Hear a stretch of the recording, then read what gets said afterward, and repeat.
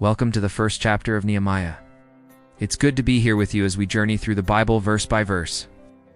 In this chapter, we meet a man with a heavy heart. Nehemiah, who serves as cupbearer to the king of Persia, is one day summoned to the king. When he enters, the king asks how he is, and Nehemiah feigns a good report, but the king persists and insists on knowing the truth. So Nehemiah tells the king that his heart is very heavy and his face sad, and he shares the troubling news about his homeland, Jerusalem. The city is broken down and its walls are destroyed. Its gates are burned with fire and its people in disgrace. And isn't it interesting that the thing that troubles Nehemiah the most is not the destruction of the city walls, but rather that the people have no protection and are living in disgrace. The walls represent security, but more than that, they represent identity and a place of belonging. Nehemiah's heart breaks because the people have been scattered and become a byword for mockery among the nations. So what does Nehemiah do when he hears this disheartening news?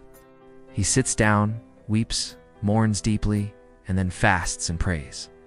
This man is not just sad, he is broken over the brokenness of his people. He is gripped with compassion and concern. And this leads him to seek God's help and guidance above all else. In his prayer, Nehemiah praises God as great and faithful, the covenant-keeping God who loves those who obey him. Then, with humility, he confesses not only the sins of the nation, but his own and his family's sins as well. Disobedience to God's word has brought them into this state of despair. But he reminds God of the promises made to Moses.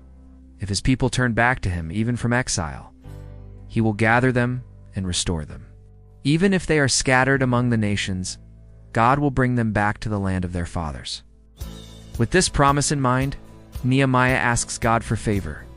He asks that the king would grant him favor in his eyes, that he would be granted a suitable time, and that he would find favor in the sight of the king. He asks for courage and strength to go to Jerusalem and carry out God's work, to rebuild the city walls and restore it to its former glory. Nehemiah's prayer is a beautiful example of brokenness before God. When we see things falling apart, whether in our communities, our churches, or even our own lives, may we be moved to pray like Nehemiah with passion and perseverance. And may we trust in God's promises and believe that He can turn things around for our good and His glory. As we close, let's remember that Nehemiah's story didn't end with this prayer. His prayer led to action. And so may our faith lead us to be instruments of God's restoration. Thank you for joining me today. Till next time, may you be blessed with the peace of Christ.